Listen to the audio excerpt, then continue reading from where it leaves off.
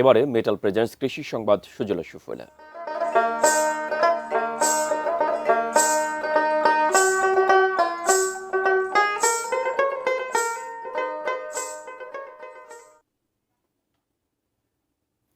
শীত এবছর দেরিতে কড়া নেড়েছে, আর এই কারণে খেজুরের রস সংগ্রহ ও গুড় তৈরির তোড়জোড়ও শুরু হয়েছে কিছুটা দেরিতে।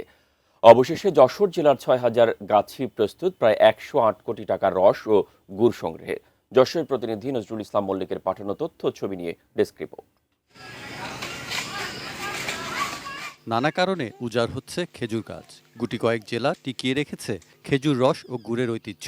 তবে গত বছরের ফেব্রুয়ারিতে যশোরের খেজুর গুড় জিআই পণ্যের স্বীকৃতি পাওয়ায় অভয়নগর চৌগাছা সহ বিভিন্ন এলাকায় নতুন করে খেজুর বাগান তৈরির প্রকল্প হাতে নেওয়া হয়েছে। গাছিদের রস ও গুড় সংগ্রহে উদ্বুদ্ধ করতে প্রশিক্ষণ ও নানাভাবে সহযোগিতা করা হচ্ছে। জিআই পণ্য হিসেবে স্বীকৃতি লাভ করেছে, তারই ধারাবাহিকতায় আমরা বিগত অর্থ বছরে গাছি সম্মেলন করেছি। আমরা বিভিন্ন প্রস্তুতিমূলক সভা করেছি। আমরা গাছি যারা তাদেরকে দা থেকে শুরু করে বিভিন্ন উপকরণ আমরা বিতরণ করেছি। শীতের শুরুতেই যশোরের মাঠে মাঠে খেজুর গাছ থেকে রস গুড় সংগ্রহে গাছের মাথা পরিষ্কার, চাচ দেয়া সহ রস সংগ্রহে ব্যস্ত সময় পার করছেন এ জেলা চাষিরা। এবার গুড় বাণিজ্যের দিকে তৎপর তারা।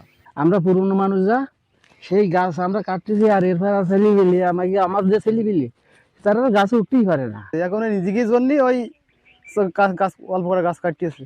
গুড় বা পাড়ালিয়ে যদি দাম একটু বৃদ্ধি যেত তাহলে মানুষ চাহিদা করে এই গাছ কাটাকাটি করত। স্থানীয় কৃষি সম্প্রসারণ অধিদপ্তরের তথ্যানুযায়ী জেলায় এবছর প্রায় ৩,৭,০০০ খেজুর গাছ রস সংগ্রহের জন্য প্রস্তুত করা হয়েছে, যা থেকে ৯,২১,৩৯০ লিটার গুড় উৎপাদন হবে বলে প্রত্যাশা।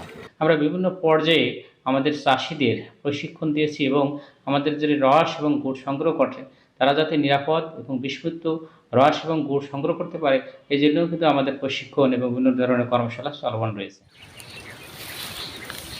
সৈকত Dasgupta, desk report, ATN news.